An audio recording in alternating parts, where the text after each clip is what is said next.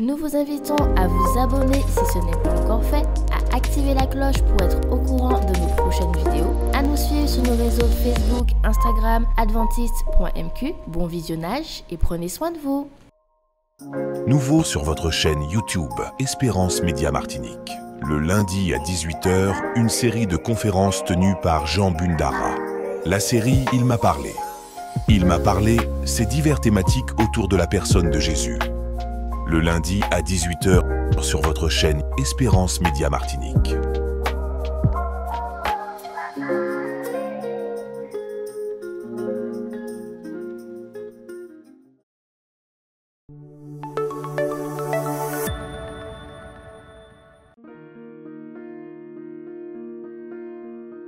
Vous avez besoin d'aide. Vous souhaitez vous entretenir avec un pasteur, un psychologue, un conseiller en relation d'aide. La cellule d'écoute de la Fédération des Églises adventistes du 7e jour de la Martinique est à votre disposition, 7 jours sur 7, de 8 h à minuit, au 0805 288 394. Cet appel est gratuit.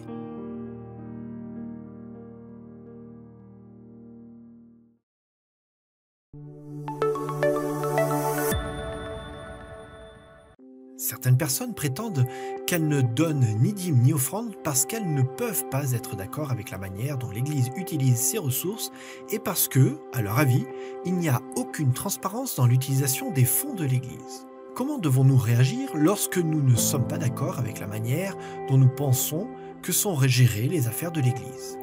Cette question est si importante qu'Ellen G. White a donné une instruction spéciale sur ce que nous devons faire dans le cas.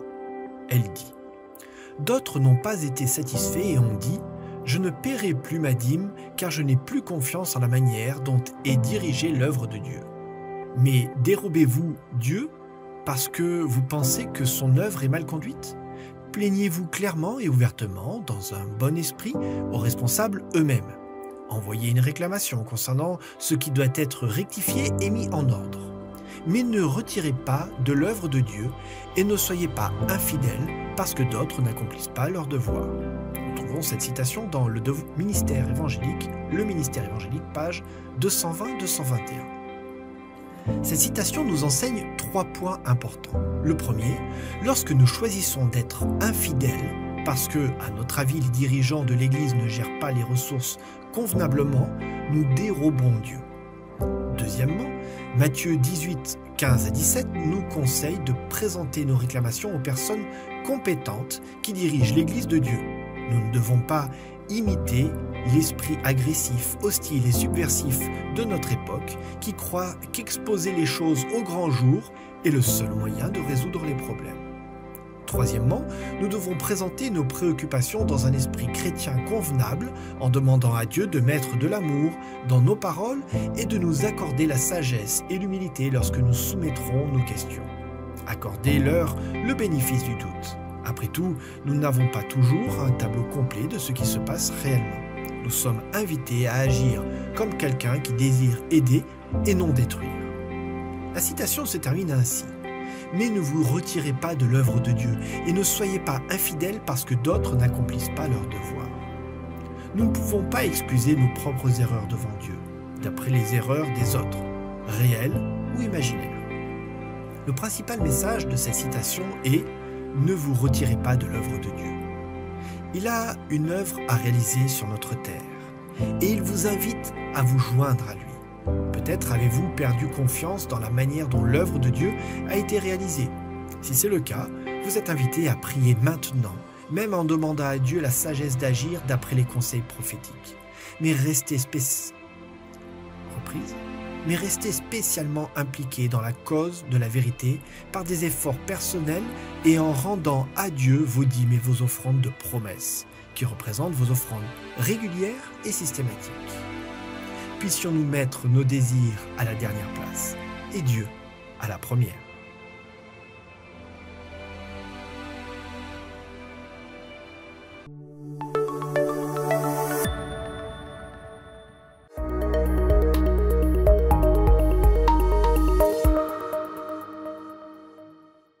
Je vous salue fraternellement en Jésus-Christ et je voudrais que ce temps de fête, ce temps de partage soit pour nous un temps pour mieux nous connecter avec Dieu, mais aussi avec ceux qui nous entourent. La réflexion que je vous propose, c'est une guérison est possible. Croire qu'avec Dieu, nous pouvons trouver la guérison dans sa totalité. Nous sommes toujours à la recherche du pardon de l'autre et souvent nous oublions le pardon que l'on se doit à soi-même. Nous sommes dans cette quête de cette réconciliation, de cette paix, aussi de l'amour que l'on voudrait recevoir, mais aussi l'amour qu'on devrait accueillir. Mais je voudrais vous inviter à accueillir l'amour que vous devez avoir pour vous-même, l'amour que vous devez aussi avoir pour l'autre, l'amour que vous devez recevoir de l'autre, et cet amour divin qui vient de Dieu. Dans la démarche que nous allons entreprendre, nous allons chercher à voir quelle est la place de la compassion, quelle est la place du partage dans ma vie et dans la rencontre que j'ai avec le Christ. Mais pour cela, il me faut avoir le courage de me tourner mon regard vers celui qui est à l'origine de tout, le Christ lui-même. Et quand je suis dans cette démarche de cela, je comprends ce que Dieu veut faire dans ma vie. Dans le livre d'Ésaïe, la Bible nous dit ce qui suit. Il s'est élevé devant lui comme une faible plante, comme un rejeton qui sort d'une terre desséchée. Il n'avait ni beauté, ni éclat pour attirer nos regards. Son aspect n'avait rien pour nous plaire. Méprisé et abandonné des hommes, homme de douleur et habitué à la souffrance, semblable à celui dont on détourne le visage, nous n'avons fait de lui aucun cas. Cependant, ce sont nos souffrances qu'il a portées. C'est de nos douleurs qu'il s'est chargé et nous l'avons considéré comme puni, frappé de Dieu et humilié. Mais il était brisé pour nos péchés, brisé pour nos iniquités. Le châtiment qui nous donne la paix est tombé sur lui et c'est par ses meurtrissures que nous sommes guéris. Dieu produit en nous la guérison totale. Cette guérison qui n'est pas liée simplement où j'ai mal aux dents, où je vais au dentiste et quand je sors du dentiste, je sens cet apaisement et je suis heureux de ne plus avoir mal. Mais la guérison que le Christ nous propose, c'est une guérison de tout l'ensemble de notre personne. L'apôtre Paul va dire cela à Timothée. Je souhaite que tu sois en bonne santé comme prospère aussi ton âme. Paul ne souhaitait pas que Timothée soit simplement en bonne santé physique, mais que tout son être, il se sent bien, qu'il soit heureux. Dieu veut produire en chacun de nous cette guérison qui est cette guérison totale. Mais cette guérison totale que je souhaite et que j'attends et que j'aspire et que je suis en quête, mais au-delà de cette quête que je suis, je voudrais vous inviter à vous approprier que Dieu produit en nous cette guérison. Mais lorsque Dieu produit en nous cette guérison, il y a une chose que je dois accepter. L'apôtre Pierre me dit dans 1 Pierre 2, versets 9 à 10, il me dit ceci. Vous, au contraire, vous êtes une race élue, un sacerdoce royal, une nation sainte, un peuple acquis, afin que vous annoncez les vertus de celui qui vous a appelé des ténèbres à son admirable lumière. Vous qui autrefois n'étiez pas un peuple et qui maintenant êtes le peuple de Dieu, vous qui n'avez pas obtenu miséricorde et qui maintenant avez obtenu miséricorde. l'apôtre Paul est en train de me dire, Pierre me dit à moi, dans la démarche que je suis, il y a une empreinte identitaire que je dois m'approprier, à qui j'appartiens. Et cette appartenance va dessiner, va construire ma guérison. Je ne vous parle pas de guérison physique simplement, mais je voudrais vous inviter à me dire et à vous dire à vous-même, voici qui je suis, voici à qui j'appartiens, voici le parcours que j'ai choisi d'avoir et de faire. Car lorsque je choisis d'appartenir, lorsque je choisis celui qui devient mon Seigneur et mon Maître, il y a aussi quelqu'un que je serai en conflit avec. Et c'est pour cela que cette guérison-là, je dois vraiment l'accueillir de celui qui produit toute guérison en nous. Apocalypse chapitre 12, verset 17 me dit ceci. « Et le dragon fut irrité contre la femme, et il s'en alla faire la guerre au reste de sa postérité, à ceux qui gardent les commandements de Dieu et qui ont le témoignage de Jésus-Christ. » Alors le dragon va faire la guerre à qui? À l'Église.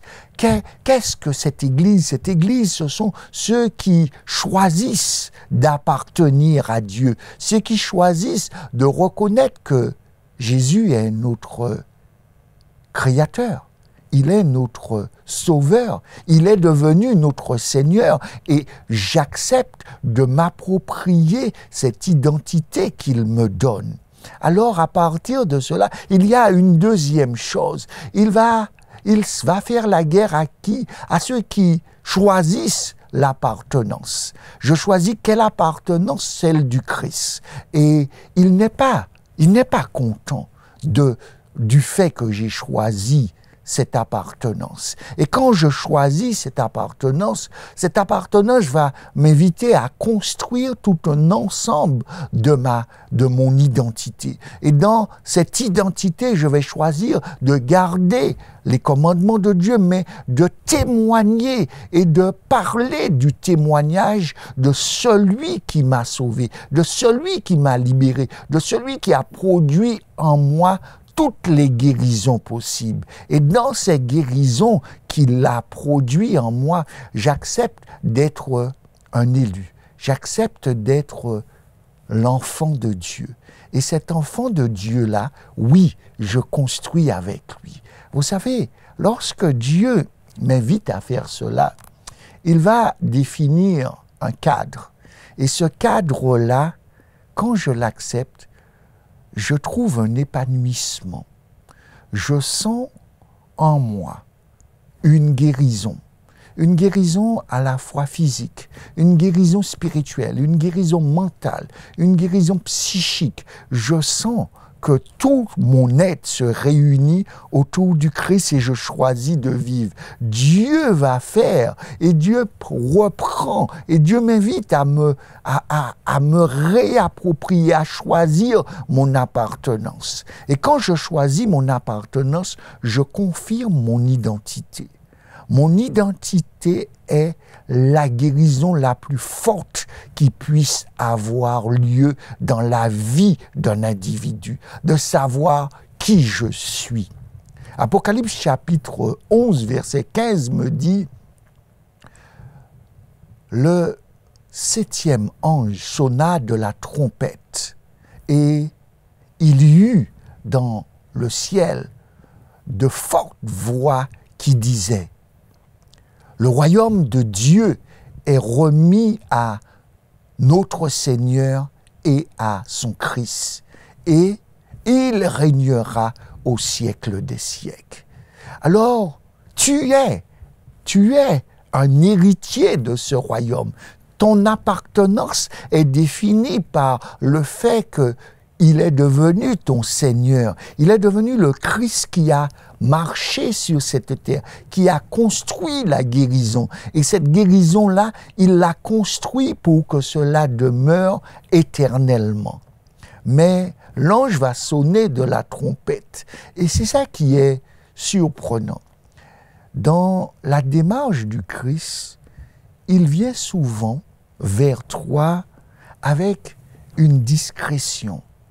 Il frappe à ta porte. C'est une relation qui est intime.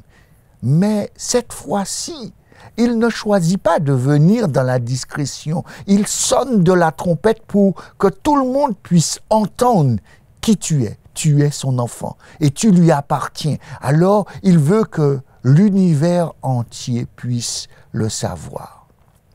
Je voudrais maintenant te prendre l'histoire d'une femme et de cette rencontre avec le Christ dans cette guérison que Dieu veut te proposer et de l'attitude que tu as face à la guérison. Luc chapitre 13, versets 10 à 17, nous dit ce qui suit. Jésus enseignait dans les synagogues le jour du sabbat. Et voici, il y eut là une femme possédée d'un esprit qui la rendait infirme depuis 18 ans. Elle était courbée et ne pouvait pas du tout se redresser. Lorsqu'il la vit, Jésus lui adressa la parole et lui dit, « Femme, tu es délivrée de ton infirmité. » Et il lui imposa les mains. À l'instant, elle se redressa et glorifia Dieu. Mais le chef de la synagogue, indigné de ce qu'il avait opéré, cette guérison un jour de sabbat, dit à la foule, « Il y a 6 jours pour travailler. Venez donc vous faire guérir ces jours-là, et non pas le jour du sabbat. » Hypocrite, lui répondit le Seigneur, « Est-ce que chacun de vous, le jour du sabbat, ne détache pas de la crèche son bœuf ou son âne pour le mener boire? Et cette femme qui est une fille d'Abraham et que Satan tenait liée depuis 18 ans, ne fallait-il pas la délivrer de ses chaînes un jour de sabbat? » Tandis qu'il parlait ainsi, tous ses adversaires étaient confus et la foule se réjouissait toutes les choses glorieuses qu'il faisait. Jésus se dirige chaque sabbat dans l'église, dans le lieu, la synagogue, pour pouvoir porter cet enseignement. Et cet enseignement qu'il veut porter, cet enseignement universel. Et là, il va rencontrer cette femme. Il va rencontrer cette femme qui est possédée et que l'esprit est en train de retenir cette femme depuis 18 ans. Et là, il va s'adresser à cette femme, car il veut que cette femme puisse apprécier le temps qu'elle est en train de passer, pour pouvoir profiter, pour pouvoir donner gloire à Dieu. Vous savez, lorsque nous sommes dans la souffrance, lorsque la douleur est là, même si nous avons confiance en Dieu, même si nous croyons en Dieu, mais donner gloire à Dieu, il est mieux de le faire lorsque nous sommes en bonne santé. Et à ce moment-là, Jésus va adresser cette parole puissante à cette femme. « Femme, tu es délivrée de ton infirmité. » Il veut montrer à cette femme que la guérison est possible. Il va guérir cette femme. Et comment il le fait? Pas seulement au travers de cette parole qui est créatrice, la parole qui sort de la bouche de Dieu, qui est puissante, mais il va toucher cette femme, il va lui imposer les mains. Et quand cette femme trouve cette guérison, voici ce qu'elle fait. Elle glorifie Dieu. Vous savez, cette femme va faire ce qu'il y a de plus extraordinaire, donner gloire à Dieu. Elle le faisait, mais tout en le faisant dans le cadre de la souffrance, dans le cadre de la maladie. Ce n'est pas la même chose, mais aujourd'hui que le Christ l'a délivrée de son infirmité, que le Christ l'a délivrée de cet esprit qui s'était emparé d'elle, aujourd'hui, elle donne gloire à Dieu. Et elle donne gloire à Dieu dans le cadre du sabbat que Dieu a créé. Mais, aussi bizarre que ça paraît, c'est triste de constater l'attitude du chef de la synagogue. Le chef de la synagogue aurait dû se réjouir de voir que quelqu'un qui était possédé, quelqu'un qui était malade depuis 18 ans, retrouvant cette liberté, retrouvant cette joie de vivre dans sa totalité, il est surpris, il est indigné de ce que le Christ a fait. Alors il propose à la foule, repartez, vous n'êtes pas venus dans ce lieu pour cela, vous êtes venus dans ce lieu-là, ce n'est pas un lieu de travail. Laissant apparaître que le Christ était en train de travailler. Alors que la Bible me dit, le Christ était venu pour enseigner. Alors, dans l'enseignement qu'il veut nous porter, l'enseignement du Christ passe aussi que le sabbat est un jour de guérison. Le sabbat est un jour où rien ne doit faire obstacle à celui qui s'approche de Dieu pour pouvoir donner gloire à Dieu. Alors, si la maladie, si la possession, si quel que soit quelque chose ferait obstacle à cette guérison totale, Dieu enlève ce qui fait obstacle pour que je puisse lui donner gloire. Alors, cet homme, ce chef de la synagogue, a oublié l'essence même de ce que Dieu veut me proposer. Jacques me dit dans le chapitre 1er, le verset 5, « Mais celui qui aura plongé les regards dans la loi parfaite, la loi de la liberté, et qui aura persévéré, n'étant pas un auditeur oublié, mais se mettant à l'œuvre, celui-là sera heureux dans son activité. » Alors, pour plonger mon regard dans la loi parfaite de Dieu, la loi parfaite de Dieu, c'est la loi de la liberté, la loi où rien ne fait obstacle que je puisse l'adorer. Et si la maladie, si la possession, si quelque chose ferait obstacle, Dieu enlève l'obstacle pour que je puisse lui donner gloire. Et c'est pour cela qu'il va les traiter, qu'il va traiter à ceux qui pensent que, et qui veut organiser, encadrer, il les traite d'hypocrites en leur disant « Le sabbat est un jour de liberté, ne mettez pas de contraintes, car vous qui mettez les contraintes, alors je ne peux pas faire du bien à quelqu'un, mais je peux aller donner à mon bœuf, à mon âne, je peux l'enlever de l'étable pour l'emmener boire. » Mais moi, je vous dis, arrêtez d'être hypocrite. Il y a une chose primordiale, c'est de prendre soin des autres. Et s'il y a un jour qui est un bon jour pour pouvoir prendre soin des autres, apporter la guérison dans la vie de l'autre, c'est bien le sabbat que Dieu a créé. Alors, Dieu ira plus loin. Jésus ira plus loin pour dire à ce chef de la synagogue, à dire à tous ceux qui n'ont pas compris l'essence même de l'adoration. Il va définir le cadre de l'adoration, non pas simplement par une guérison, mais par une appartenance. Il va dire, cette femme est une fille d'Abraham, cette femme est un enfant de Dieu. Et là, pour cela, eh bien, depuis 18 ans qu'elle est liée, non, je la délivre de cette chaîne, de ces chaînes le jour du sabbat et je lui redonne son identité. Elle est une fille d'Abraham. Elle est un enfant de Dieu.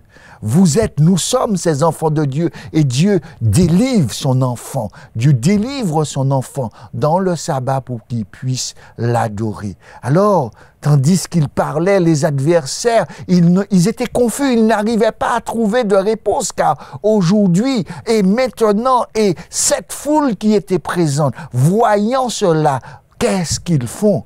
Ils choisissent aussi de s'unir à cette femme et de donner gloire à Dieu.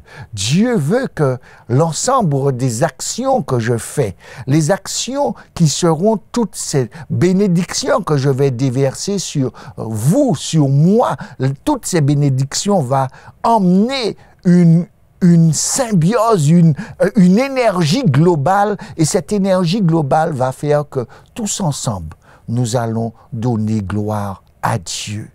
Et là, à partir de cela, Dieu va te dire, je te conseille d'acheter de moi de l'or éprouvé par le feu, afin que tu deviennes riche, et des vêtements blancs, afin que tu sois vêtu, et que la honte de ta nudité ne paraisse pas, et un collier pour oindre tes yeux, afin que tu vois.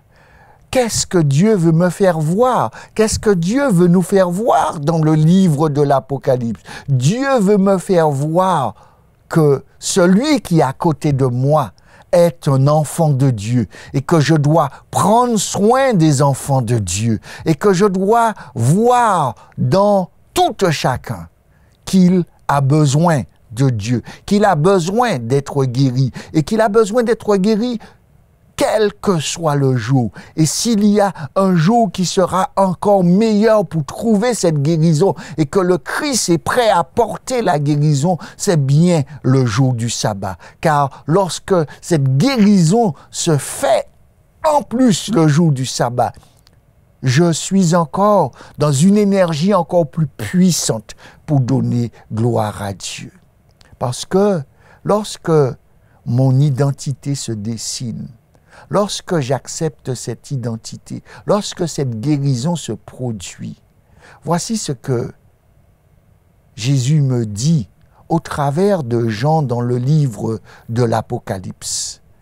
À celui qui nous aime, qui nous a délivrés de nos péchés par son sang et qui a fait de nous un royaume, des sacrificateurs pour Dieu son Père. À lui soit la gloire, la puissance au siècle des siècles. Amen. Celui qui nous aime veut te guérir. Celui qui nous aime veut nous libérer du péché. Celui qui nous aime veut nous dire « Approprie-toi cette identité. Approprie-toi ton appartenance. Tu es un sacrificateur de Dieu. Et en étant ce sacrificateur, tu vas donner gloire à Dieu, tu vas emmener les autres à donner gloire à Dieu, non pas pour une période, mais pour les siècles des siècles. Voici la prière que le Christ fait lorsqu'il produit la guérison. Alors, lorsque tu te sens pas bien, laisse le Christ te guérir, car lorsqu'il te guérit pour t'emmener dans une adoration qui sera éternelle et qui ne s'arrêtera jamais.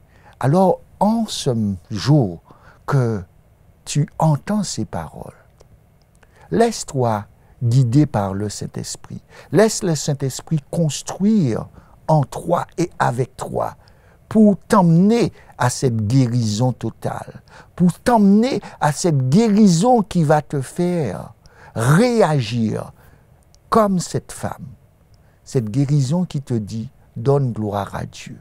Alors, laisse le Christ poser la main sur toi. Laisse le Christ te délivrer. Laisse le Christ t'apporter sa guérison. Et une guérison que le Christ apporte demeure éternelle. À vous qui m'écoutez, soyez bénis de Dieu.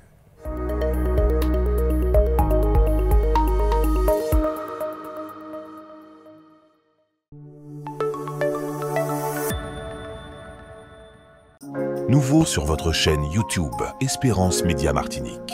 Le lundi à 18h, une série de conférences tenues par Jean Bundara. La série Il m'a parlé.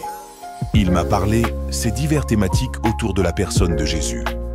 Le lundi à 18h sur votre chaîne Espérance Média Martinique.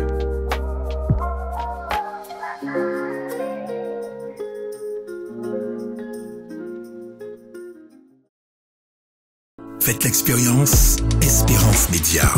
Vibrez, écoutez et regardez votre radio Espérance FM en direct.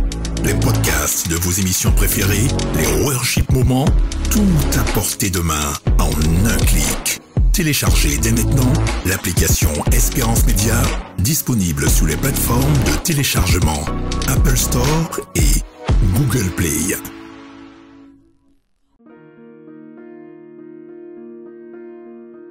Vous avez besoin d'aide. Vous souhaitez vous entretenir avec un pasteur, un psychologue, un conseiller en relation d'aide. La cellule d'écoute de la Fédération des Églises adventistes du 7e jour de la Martinique est à votre disposition, 7 jours sur 7, de 8h à minuit, au 0805 288 394. Cet appel est gratuit.